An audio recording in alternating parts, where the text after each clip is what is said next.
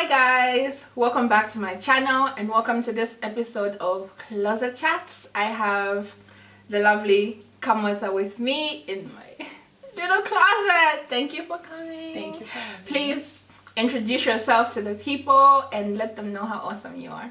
Thank you. So I'm Kamota. I used to always confidently say I'm an auditor by day and a writer by night. These days I'm full on audit, so I'm really busy. But I'm a blogger, I'm a writer, I'm a health enthusiast. I love natural health products. I'm very active.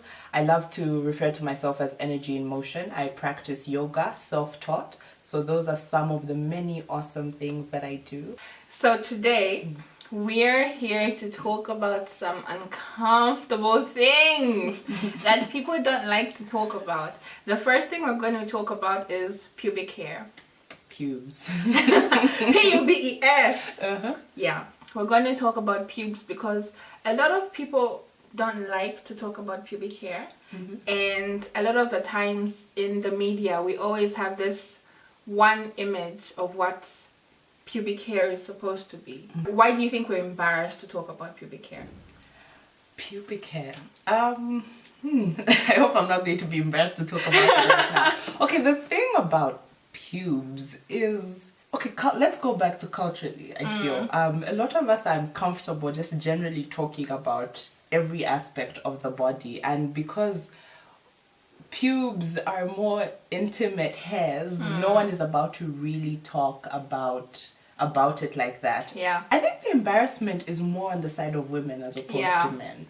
So men, I have been flashed pubes, like accidentally, like in a public space, a bus conductor, you're like, he's trying to get the money in the back seat and just full on. In your face. And men are never quite are never apologetic about their lack of grooming. Yeah.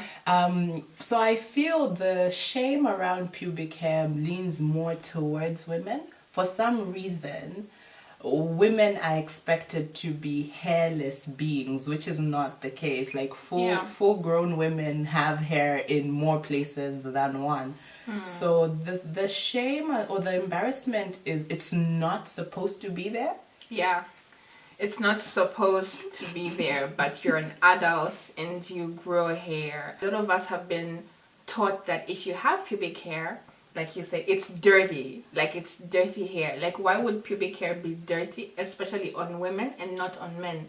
Why do we have sex with these men? Why do we touch these men if we think pubic hair is dirty? Why is it just dirty for us? Well, I think pubic hair is considered dirty for women because why do we feel that way?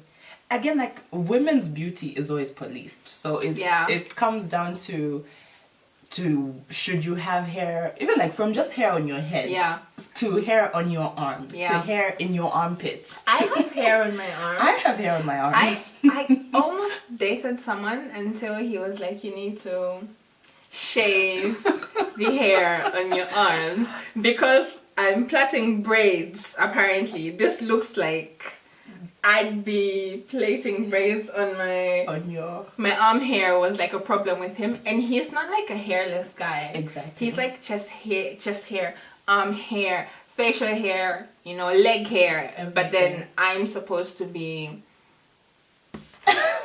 this smooth. If only. Well, we have hair on our bodies generally, but I really feel it's like women get more pressure about it. And like you said, I'm pretty hairy. I've got hair on my arms. I've got like a few chin hairs that I'm constantly keeping in check. Yeah. Whatever. But it's kind of unfair though, I feel. Yeah. Like how on one side it's acceptable, on other side it's like, sort out your arms or your legs.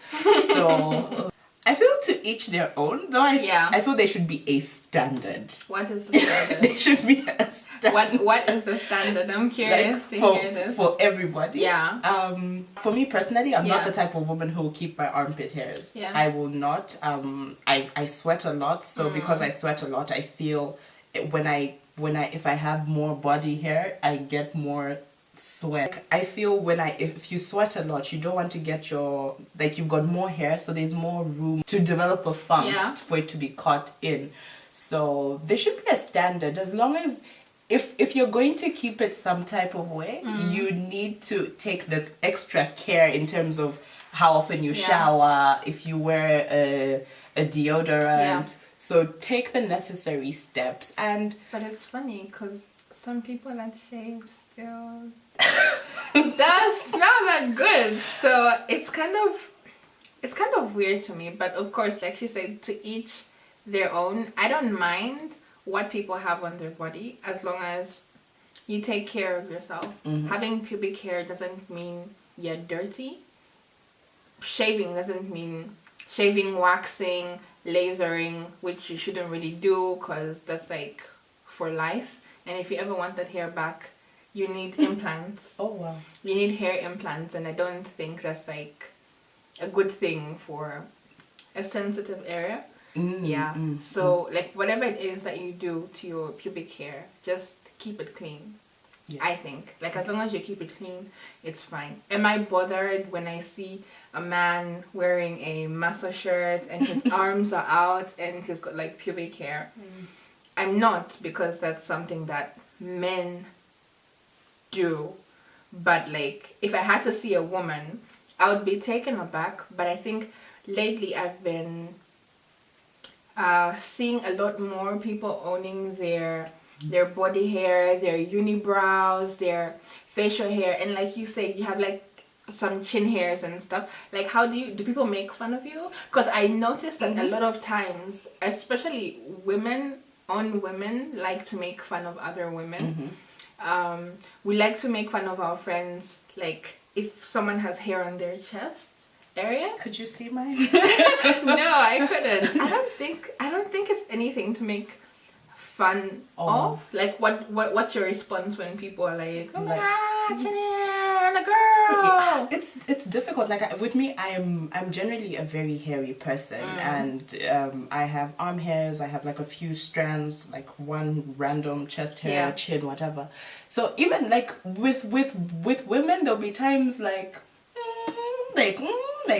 you know, like do something about it. I was never bothered about my like few strands of chin hair till a female mentioned it, and she was just like, but like why should a woman be going around with, you know, a little bit of chin going on? So but it's on both sides. I've also had guy friends or been with people who are just like, well, what's up with the hairs here? And that's the funny or thing. Someone does this like, and then you have to explain like, no, it's actually my hair, you know. So but I've reached a point where I'm comfortable, and I feel it's all about a personal comfort level. I have areas of my body where I'm like, this I'm not fazed about. My arm hairs, I'm least likely to do anything about it. My legs, you will not catch me with unshaven legs. And women, like, you know, when you have like the hair on your belly, I have a bit of hairs there. For me, I also get rid of those. And like keep it how you like it. Yeah, like keep it how you like it. It's all just personal preference. My problem always comes in when people feel like they have the right to tell you how you should be. And also, I feel bad when people feel like people's opinions about their body should matter. It really shouldn't matter. If you want to go all out and have the bush, great, keep it clean. If you don't want to shave your legs, that's cool. If you want to shave your legs, that's great. If you want to wax your arms, you know, you want to take care of your lady stash, your chin hairs, your chest hair, it's fine. As long as you don't shame other people for not, I want to say conforming, because that's really what we're doing when we let other people tell you what you should look like. Are you a feminist? Let's talk about feminism. Let's talk about it. We always talk about it on Twitter, so why not? Are you a feminist? Do you identify as a feminist? This is a question I'm always running away from. Like, please don't ask me if I'm a feminist. Nah, let's talk about it. Am I a feminist? I feel like yes and no, and I can explain why. Like sometimes if you follow me online, I share articles on feminism, I retweet feminists and I quote feminists, this and that. Am I a feminist? There's things about feminism I definitely lean into very strongly. I see it, I get it. But there's times where I'm just like, is this the feminism I want to subscribe to? Oh, so it's more of like the version of feminism that doesn't like gel well with you, hence the no part. Yes. I see. Because feminism, when people mention feminism, let's be honest, most people have it with, there's a negative connotation to what a feminist is. And I feel ideally there should be no types of feminism, but I would like to think feminism is different from place to place. Yeah, because we have different struggles. Exactly. And we, our systems kind of grow at different rates. Feminism is at different levels in like different regions. And so that's why sometimes I feel it's hard to, if I say I'm a feminist, what type of, like, it depends on what knowledge the other person has of feminism if you haven't actively witnessed my feminism in motion. Because you're automatically put in a box of the type of feminist that they have encountered online. Yeah, and I feel feminism for me is a topic that I really want to walk on eggshells around to. I don't want to be misquoted. I want to be dragged. We live in savages coming after you online. Exactly. I like in my close circles, I often say like the type of feminism that I love, I get and aspire to emulate is like Chimamada's.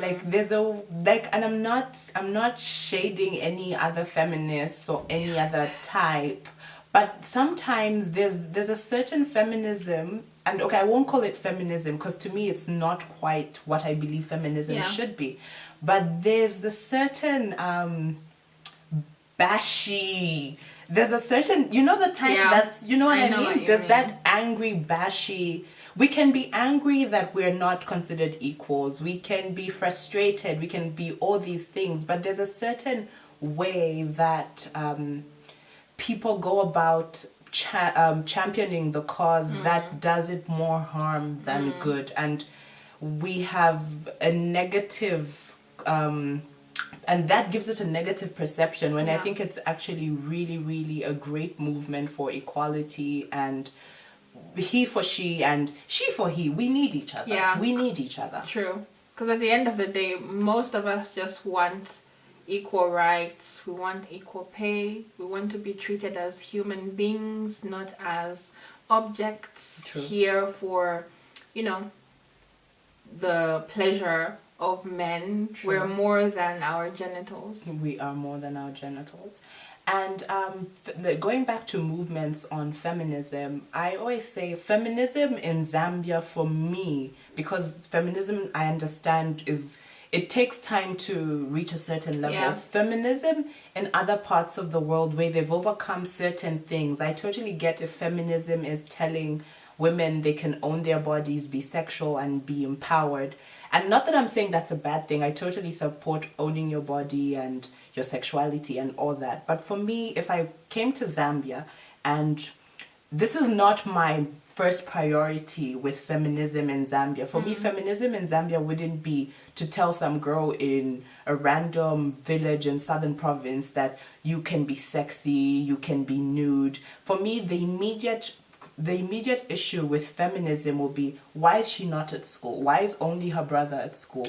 So feminism in certain areas will catch up to a certain level, but first we need to address feminism at a grassroots level. Yeah. So with us here, we need to elevate, like you said, it's always all talk leaning on girl children. So we need to raise them up to a level. Are they getting enough opportunities with education?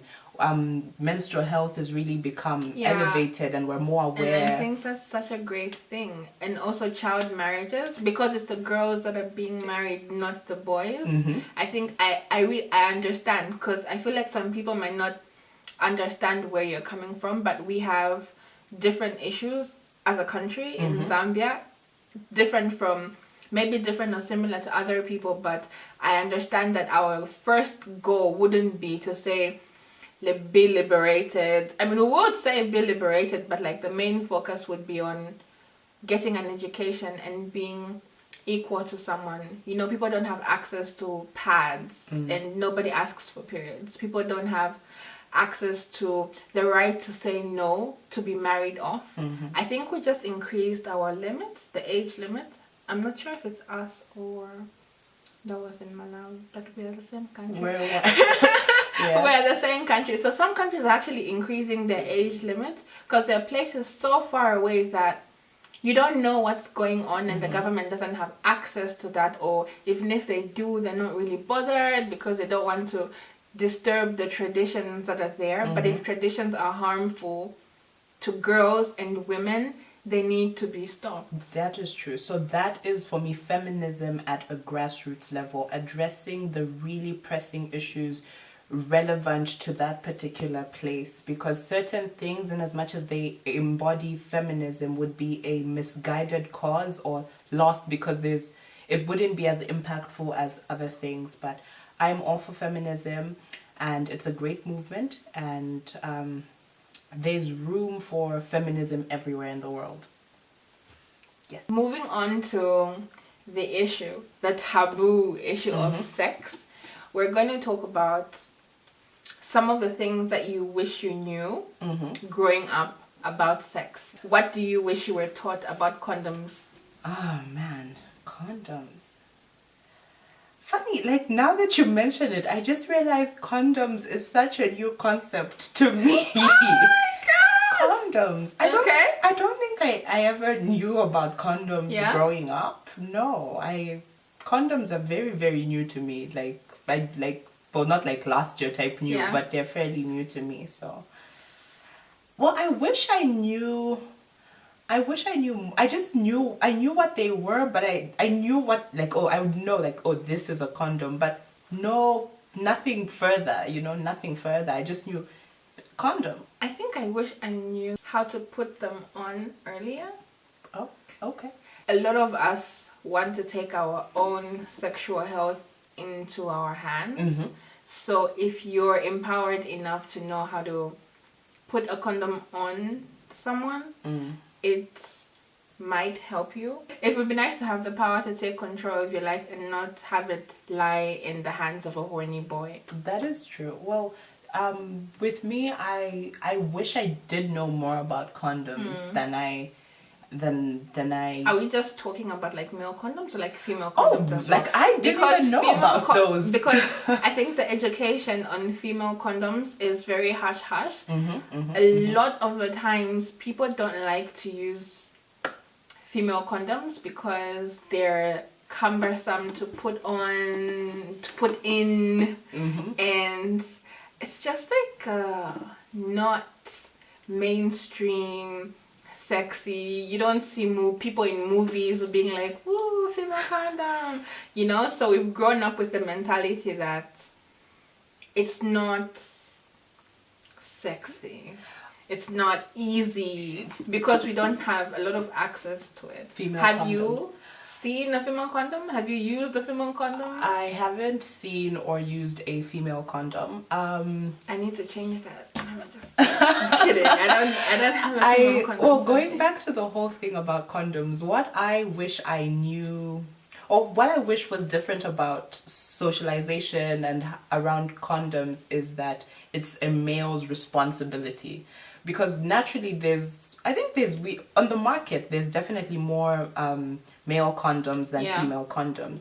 But there is just way too much, why is all the power given to the man to buy the condom, to we're have ashamed. The condom? So for me, I wish we were socialized differently to know that it's everybody's responsibility. You can be female and have the male condom on you. I've been shamed for having condoms, so someone was like, hole.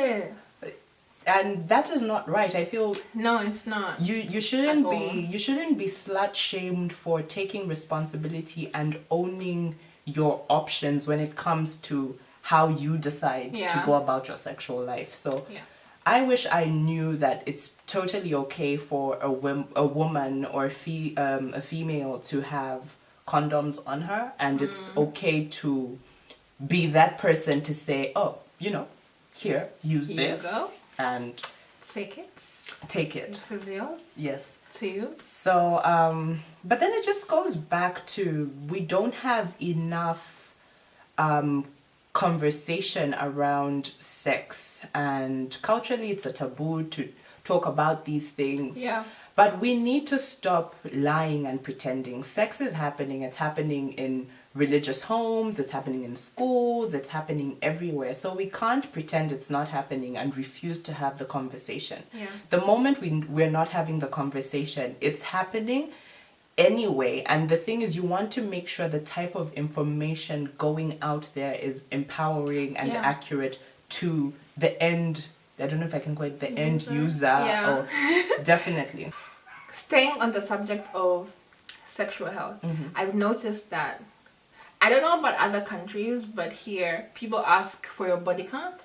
And every year when it's like New Year's and whatever, they're like, oh, my body count has reset. Zero. Like, I've reset my body count to 0. If you guys don't know what body count is, it's a number of people that you've had sex with.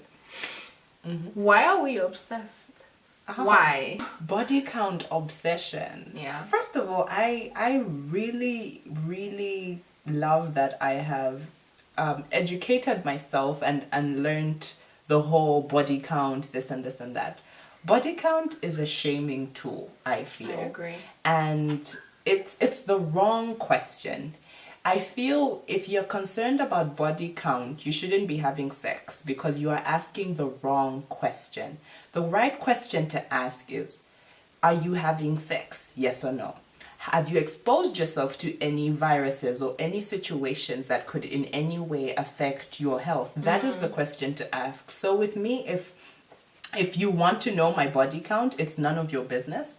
And the question, you're asking the wrong question. Yeah. So ask, like, if you're worried about the person you're getting into an intimate relationship with, why not say, you know what, you and I have been seeing each other for this amount of time, and whether it's a one night stand, whether it's a relationship, you're asking the wrong question. You should really be saying, are we going to have protected sex? Are we using condoms? Are we getting tested? So for me, body count it's a stupid question. I agree. I don't think the number of people that someone has had sex with should affect how they're seen as a person and how they're seen as a partner or a mother. Whatever their situation is, we're speaking on the side of women because for men, it's acceptable in this country for people to step out of their marriages, for people to step out of their relationships and have conquests, and they, have a row of other men like high-fiving them, even some women in there, because there's some relatives that condone men stepping out of their marriages. True. So when it comes to women, I don't think whatever your number is, it's fine as long as you protect yourself and just stay safe. That's the most important thing to me. If I had talking to you as a friend, that would be the most, your health, your sexual reproductive health would be more important to me than how many people you've had sex with. Very true, very true. And like you said, with women, and the body count thing is a tool to police women than men. Men are congratulated for their numerous conquests, while women are shamed for having numerous conquests. And for me, I feel the number of sexual partners anyone has in their life, whether it's a man or a woman, it's dependent on various factors. And the older that I've got, I appreciate safe sex in so many aspects, as well as mentally safe. Like, do you really want to be in this sexual relationship? How does it make you feel? All those factors are part of safe sex to me. Like, it should be mind, body, soul, all aligned and in agreement to this is who I'm sharing a very sacred part of me with.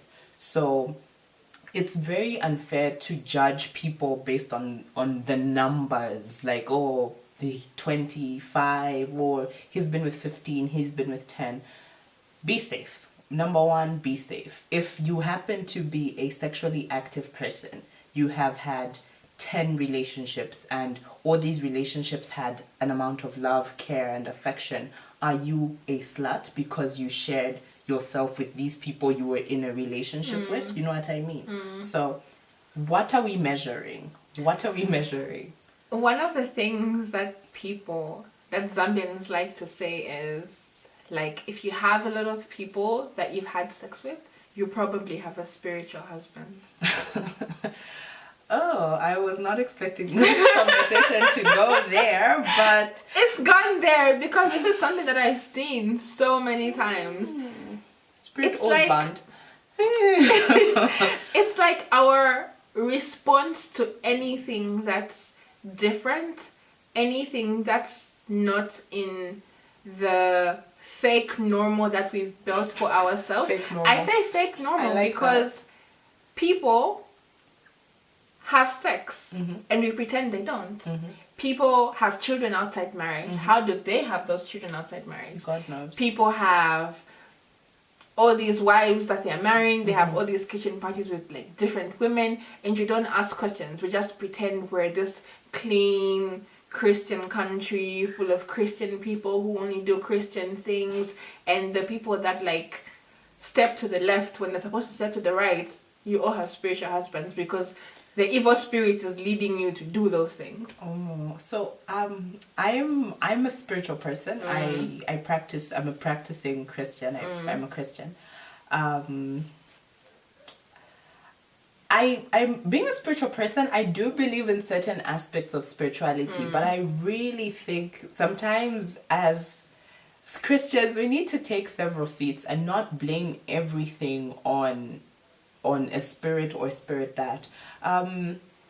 Like from like a bit of reading I've done and a bit of work I've done around sexual behaviors and sexual reproductive health, some people's sexual patterns are not like maybe someone had a past of sexual abuse and they haven't figured that out, and so they find themselves more sexually active than other people because of certain things that have happened in their past. So I feel certain sexual behaviors can be explained psychologically. But you know, someone will come and tell you that's a spirit, the spirit of abuse. Then I'm at a, like, certain things have triggers. Yeah. Certain things have triggers. We pick religion over psychology and science. There's a place for spirituality, and do I think there are spirits? There are definitely spirits out there, but not everyone who's sexually is like, it's not a spirit husband or a spirit wife. I refuse. Do you think monogamy is realistic in this country? I think it is. I think monogamy is realistic in this country. It's just that too many people have fake subscribed. Infidelity happens, and infidelity happens. Like, sadly it happens. It can happen in a marriage, it can happen in just a relationship. Do I think it's realistic for Zambia? Yes, it is, but like I said, too many people have... Let's go back to marriage and relationships. Like, let me take it back a notch. Why I think it's not workable. If, like you said, if you know you're not in that space to say, this is who I'm with and this is who I can commit to for the next 10 to 15 months, only you my girlfriend, or only you my boyfriend, or only you my husband, only you my wife, do it. And people step out for various reasons. Affairs happen. Like, I think, like, sometimes complicated how and why people cheat. I'm not supporting it, but I just feel communication is important. Like you said, if you feel like I can't do this, you and me one-on-one, let the other person know, because the issue with lying is you decide on my behalf. So if you're in a relationship with me and it's too much work or too much effort to just be with me, let me know so that I can decide to say, okay, it's too much work. You, like, I hear you. You want to leave? It's fine. Let's break up. Or let me know so I say, oh, okay, that's fine. You can start seeing these other people on the side. I also start seeing other people. If I want to subscribe to you only and you've got other people on the side, let people know. So don't. If it's not for you, it's not for you. Hey, like if you really feel, I know people who are who are not in relationships because they would rather just casually date. And if that's where you are, be where you are. Don't now look for someone who wants to be married. I'm sorry, because you said, you know, people who are not in relationships, and I was like, me, and then she says casually date, and I was like, nah. Like, do what you can do. Yeah. Do what you can do. Don't feel the pressure to commit before you're truly ready to commit. So, Agreed. Monogamous relationships are possible if people understand what the requirement for that monogamy is, and if you feel like you being monogamous is threatening other aspects of what you want for yourself, don't do it. Don't do it. If you want to live the life, just live the life. Which makes me wonder, why are we so afraid to explore open relationships?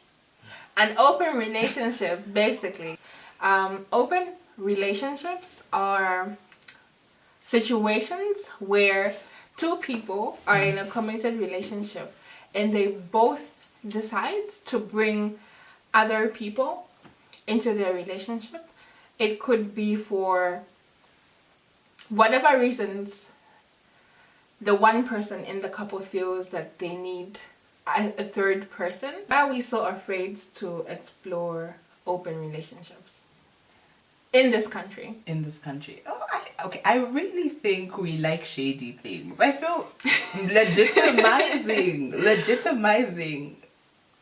Well, in an open relationship, it wouldn't be considered cheating. No, because it's not we considered have agreed. Cheating. Yeah. But I think it's why would we not have open relationships? I feel like open relationships, people think it's like accepting a certain amount, like you seem more shady if you've subscribed knowingly. So would rather fake, I don't know that you're involved with someone. You know what I mean? Yeah. I feel it, if someone knows that, oh, I'm going out with this person and I'm one of the many people he's going out with, and like it's an actual agreement, I feel there's a bit more like, that's what you're about, as opposed to maybe you don't know, maybe she's in the dark or maybe he's in the dark. So it kind of gives room to still have a bit of morals. I really don't know. I feel like you're right. People like to pretend like they don't know what their partner is doing when they actually know what their partner is doing, and the whole world knows what their partner is doing. Personally, I wouldn't be in an open relationship, but then I wouldn't be with someone that is stepping out of our relationship that we both agreed to be in and be faithful to each other. But there are people that are okay with that. And I would like for us as a society to get, I know I said like you shouldn't really care what people think, but then this is mainly for the people on the outside. Just mind your business. I feel like the thing that would make people fail when it came to open relationships in this country specifically is boundaries. A lot of us don't have boundaries. We don't respect our own selves sometimes, and we don't respect other people's boundaries. We don't respect personal space. And there's like a thin line, even in the workplace. You know, people don't respect, they pass comments, like men pass comments about how your bum looks today and how your breasts look today. Like in other countries, people would be sued for sexual harassment. For like when it comes to open relationships, if you're with someone that respects your boundaries, the boundaries that you set as a couple, then I think it would be fine. It would be okay. For me, an open relationship, I would struggle with an open relationship. Yeah. Being the type of person that I am, I would really struggle. I would only be in that type of a relationship if my mind is at a certain place, and I would have to be in a certain mind frame for that to be something that I would be like, I want to be in a relationship, but I don't want to be with, I want to see other people, but I want to see you too. For me personally, no, and no thanks. It's you need to be you need to know yourself. Yeah, you need to know yourself and your partner and how much you can handle. Communicate, guys. Communicate with the people that you are seeing casually, the people that you're seeing in a monogamous relationship. Have open lines of communication. Stay safe. Wear a condom. Know your sexual history and the other person, and also get in touch with your genitals. The vagina is not a shameful organ. It is awesome. It is powerful. Thank you so much for watching. Thank you, Kamota, for coming. Thank you. Down to see me. If you guys have any questions, leave a comment down below. If you have anything to add to the conversation, leave a comment down below. Remember, negativity will not be tolerated. We're not here to bully people. We're not here to shame people. We are here to have an open conversation in a space of light and openness. So if you are a child or a child-minded person, this might not be the space for you. But thanks for watching. Bye. Bye.